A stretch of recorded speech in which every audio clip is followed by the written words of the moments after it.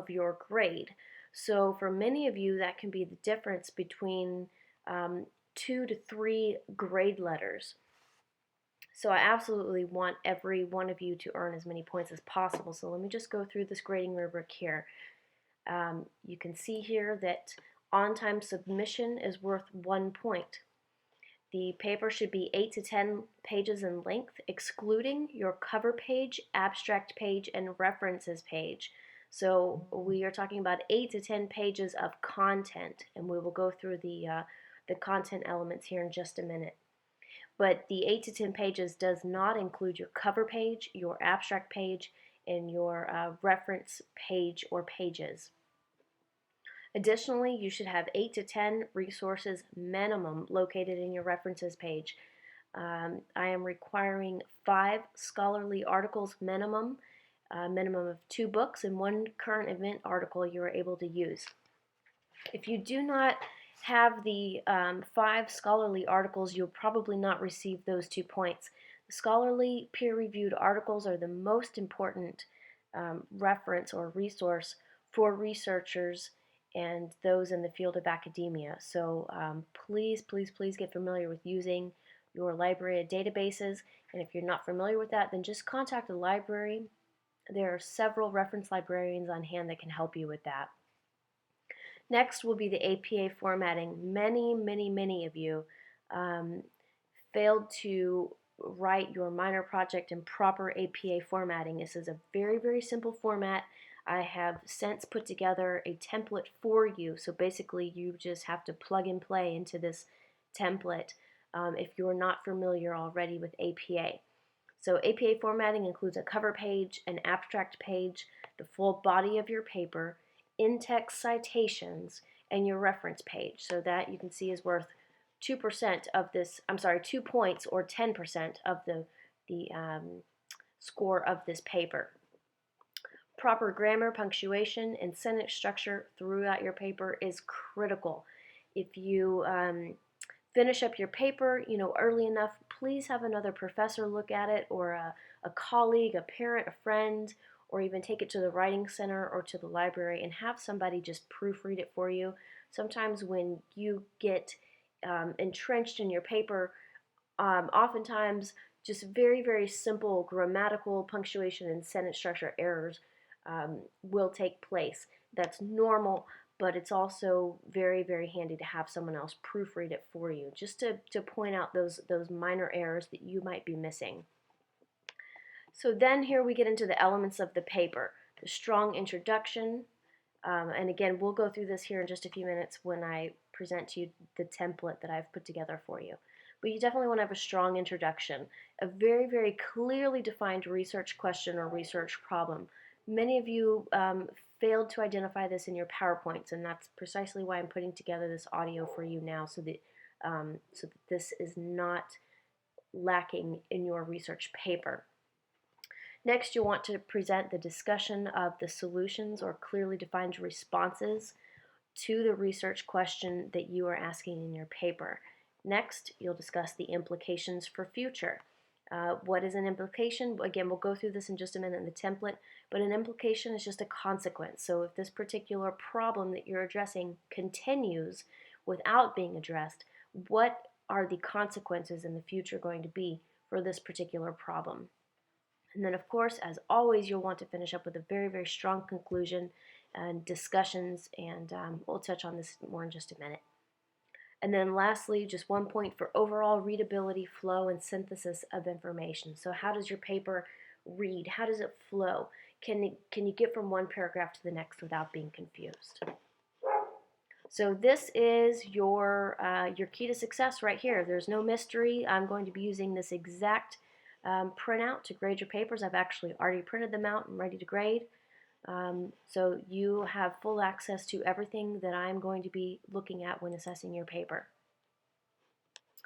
So next, let's go to the APA template. I've just added this. I've put it right up top so you'll see it very first thing when you click on the Major Project tab right here in your Blackboard portal. You can see that I have included the APA template in a doc format as well as a PDF. So just depending on what computer you have and how it opens up, that sort of thing. I'm going to open it for sake, I'm on a Mac right now, so I'm going to open it up in PDF. But I've included the doc so that you can open it up and then just change the information, just copy and paste, that sort of thing.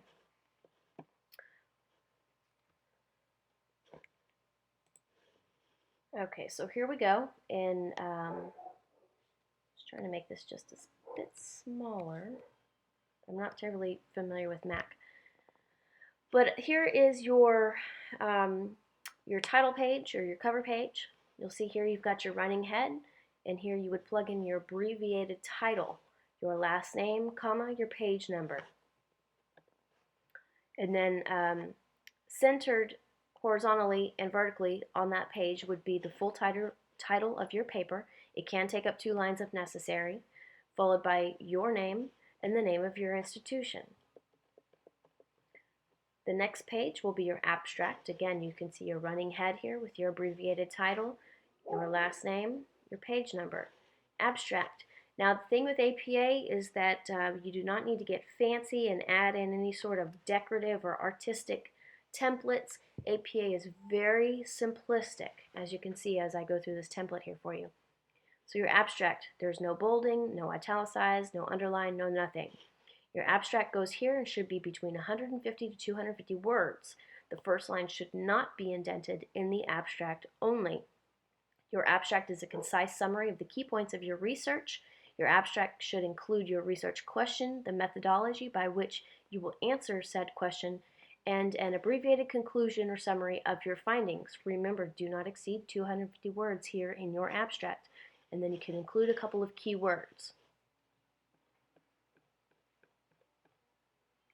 Your next page, again, we've got the running head, your last name, page number. Full title of the paper goes at the very top of the paper. These first couple of paragraphs should be your introduction, just as we discussed in the grading rubric. The introduction should be your first paragraph. You are not jumping into your research question just yet. Rather, you are priming your reader to understand why your research question is critical. The first sentence of each new paragraph should be indented 0.5 inch. Proper APA formatting includes 12-point font, Times New Roman, with 1-inch margins, double-spaced, just as you see here.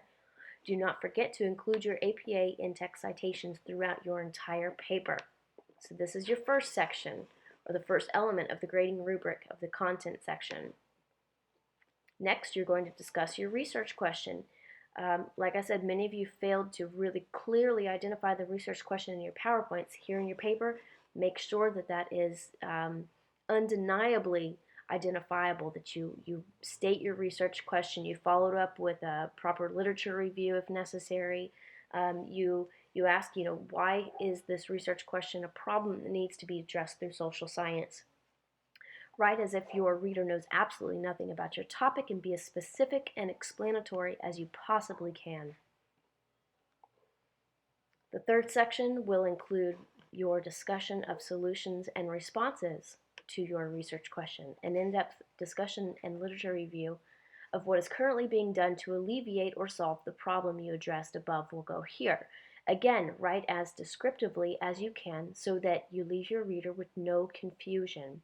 Solutions can include, but are not limited to, legislative policy reform, i.e. the creation of new or revised laws, reactions from police, reactions from public, reactions from educators, involvement from the civic community and or nonprofit organizations, etc.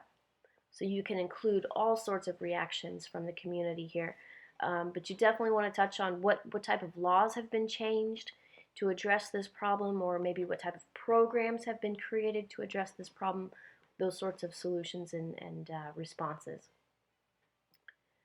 Your fourth section will include future implications. Again, what is an implication?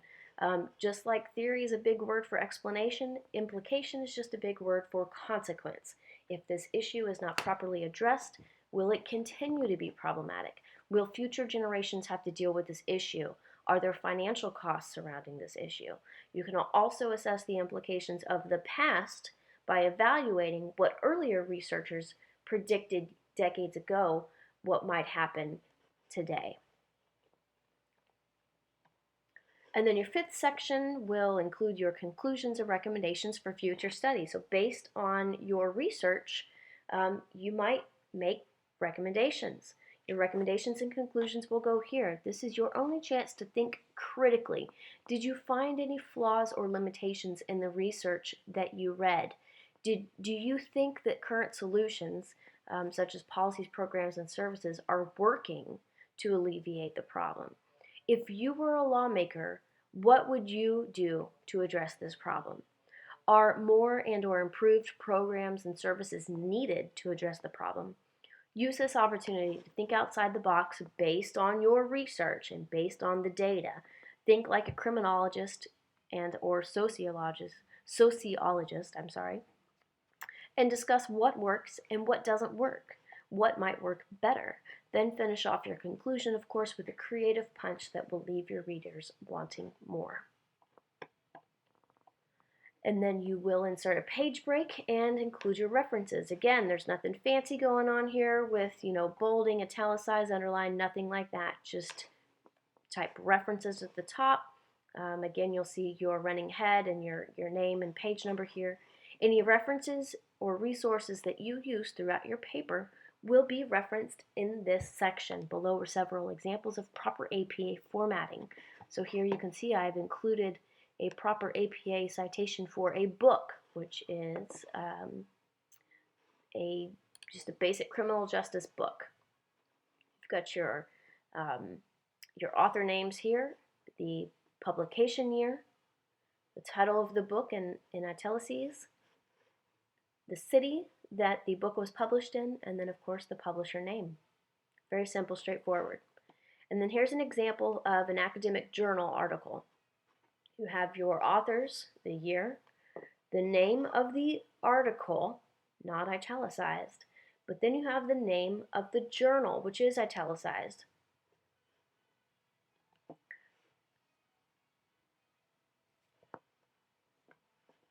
Followed by the volume number. Sometimes you'll have a volume number and an issue number. Sometimes you'll just have a volume number. Just include what is given to you. Then you'll want to include the retrieved date, which is what date you retrieved the article, and you'll include the web link here. Some articles include a DOI. If you see it there on the article, you can include it here, but it's not necessary. And then if you decide to quote a website, you'll see here the title of the website is not italicized. However, the title of the web page that you're looking at is. And then again, retrieved, you'll want to plug in your date here, and then include the web address. So again, please make sure that you include 5 journal articles. This is where the bulk of your information, the bulk of your data and research is going to come from. Books are great. They have a lot of information that's very, very valuable to us as criminologists and sociologists. Websites are questionable.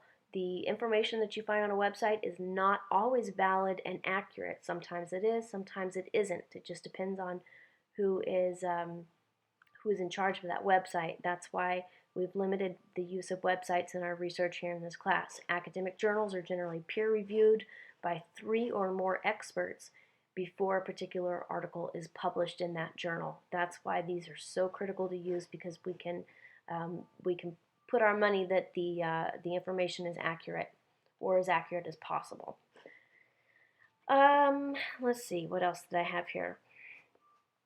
Several of you asked why the PowerPoint before the paper, and the answer to that is pretty simple, because in the world of criminology and social science, it's not uncommon for researchers to present their research before it's finalized. The reason for that being that you can gain valuable insight and feedback from other colleagues and experts that you can then add into your final project or final research paper before it's published. So we're just using that same principle here. I think that's about it I have for tonight. Just wanted to share those things with you, and I hope it helps. As always, please email me if you have any questions or concerns, and we are quickly approaching the end of the semester. I wish you all the best of luck, and I will talk with you soon.